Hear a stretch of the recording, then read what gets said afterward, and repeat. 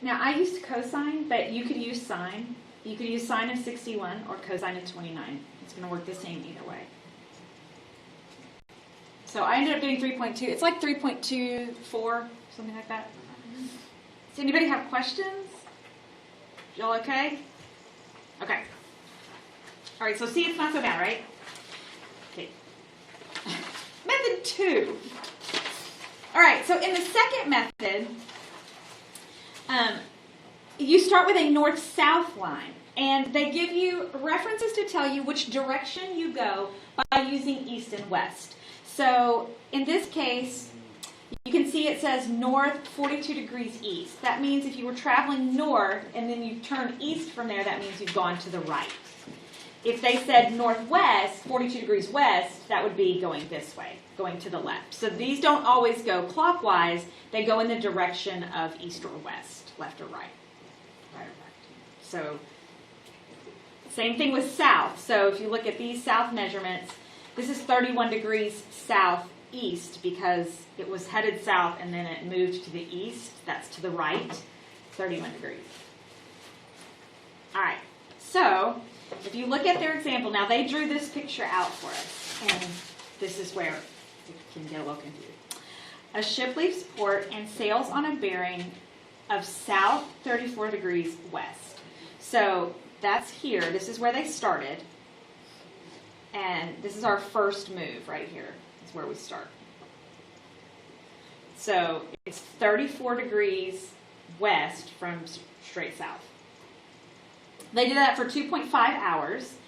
It then turns and sails at a bearing of north 56 degrees west. So north would be straight up, but it's 56 degrees west, which is where this measure comes from.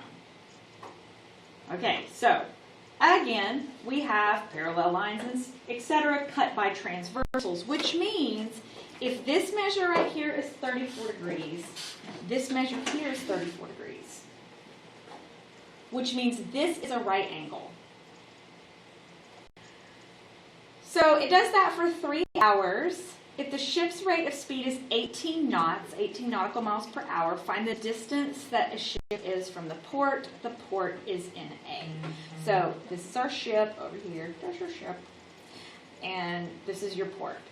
So we need the hypotenuse of our triangle.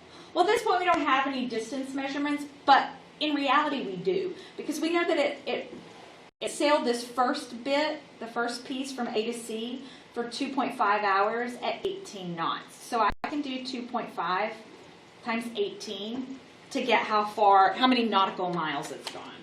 So 2.5. How far? 45. Oh, yep. 45 nautical miles. And I can do the same thing for this B to C measurement. It was 3 hours. So 54 nautical miles. And in this case, I'm looking for the hypotenuse, and I have both legs. So I would use Pythagorean theorem. And do 45 squared plus 54 squared.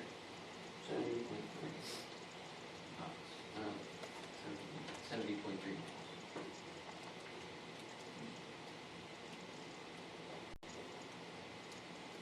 Yep.